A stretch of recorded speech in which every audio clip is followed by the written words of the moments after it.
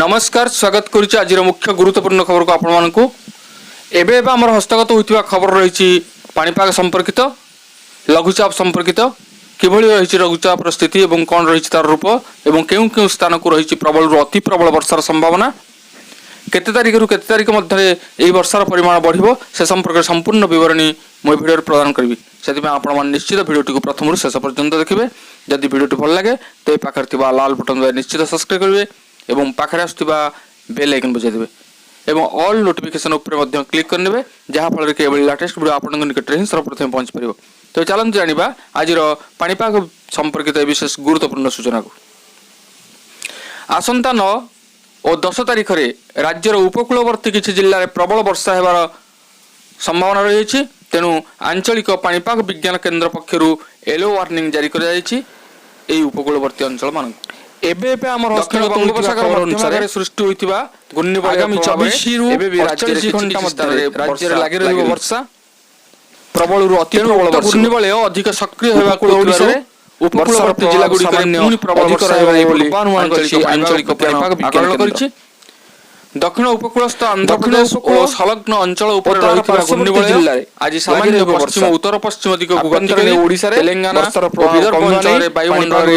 1.5 किमी मध्य रे खोर्धा पुरी गंजाम गजपति मलकानगिरी केन्द्र आकलन अनुसार आज बालेश्वर सिंहपुर जिल्ला रे जाजपुर केन्द्रापड़ा कटक 48 घंटा परे पुरी परिवर्तन हेबो नयागढ़ गंजाम गजपति कंधमाल आदि जिल्ला रे लघुचाप परे आगोटे लघुचाप हेबो दाना बांधुछि। एबे कुमार पूर्णमी अर्थात 9 तारिख रु पुणी उपकूल ओडिसा रे वर्षार परिमाण 8 तारिख बेलकु एक लघुचाप बंगोपसागर सृष्टि हो जाहा प्रभाव रे जगतसिंहपुर पुणी ओडिसा पुरी खोर्धा गंजाम प्रबल गजपति आदि जिल्ला रे 9 तारिख रे प्रबल वर्षा हेबो पुणी तापर सेही भली 10 तारिख दिन गंजाम बेलकु आउरी एक लघुचाप सृष्टि हो जाहा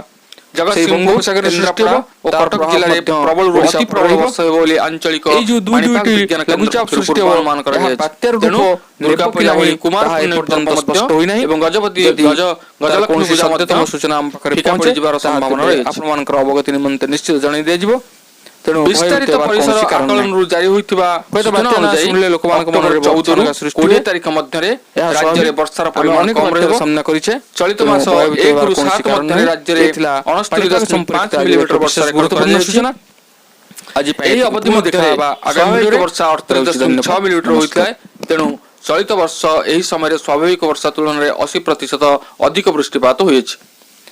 एही समय बालेश्वर जिल्ला रे सर्वाधिक 177.4 मिलीमीटर रायगढ़ रे 175.6 मिलीमीटर भद्रक जिल्ला रे 170.1 मिलीमीटर वर्षा रेकर्ड करा जायछि। एथिला पाणीपाग संपर्कित एक विशेष गुरुत्वपूर्ण सूचना आज पय एतिकी पुणी देखा आगामी वीडियो रे रहउछि। धन्यवाद नमस्कार।